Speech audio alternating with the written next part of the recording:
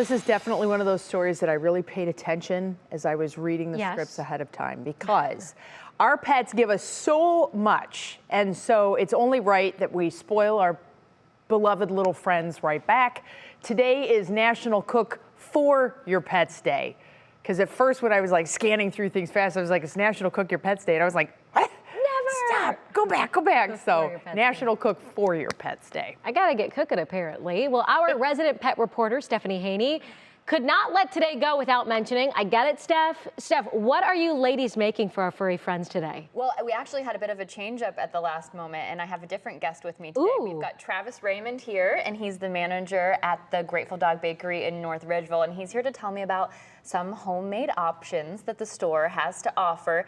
Travis, what's the importance, what's the big deal about making a treat for your pet? Well, a lot of folks appreciate knowing exactly what they're giving their dogs, and the best way to do that is to do it yourself. That way, you know, there's not a bunch of exotic things in there like chemicals, preservatives, that type of thing. Sure. It's, just love and good ingredients. Knowledge is power. So what are we making today? Today we're going to make beef and oat cookies. Okay, so tell me, looks like pretty simple ingredients. What are the ingredients that we're looking at here? What's this? So that is the ground beef that has been browned ahead of time. All right, we're going to toss this in this mixer. And what about here? That is the oat bran and oat flour. You want to start with your dry first. Okay. And here?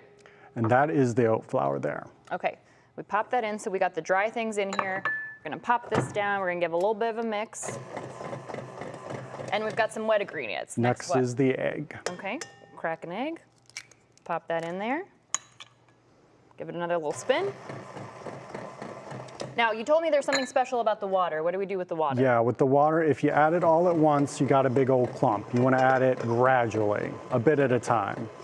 All right, we're getting real gradual with this. Now, this is going to take some time, obviously. So we did a little pre-batching. We got something set up here. So this is going to come out looking like this. Yep, then you got your batch there ready to go, and you're going to roll it out with a rolling pin.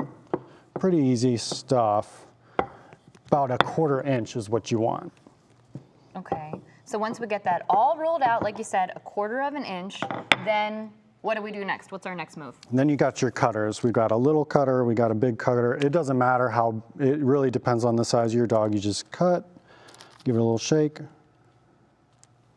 Okay, those are some great looking, aptly shaped doggy bones for these oat and beef cookies. Yes. Now, this beef was brown, so I'm assuming we have to do a little bit more cooking here before we can give these to our furry friends. Yeah, you're gonna wanna bake it at 350, 25 to 30 minutes. You can pull it out, give it a little squeeze. If it's too soft, it can go back in for a bit more. Okay, and then when they're done, we have these tasty treats. Now, are these safe for a person to eat? It is all human grade ingredients. Okay, I won't eat it because there's beef in it, or I would try it. I know Oscar Wilde would absolutely love these. And we have to celebrate the Grateful Dog Bakery very quickly.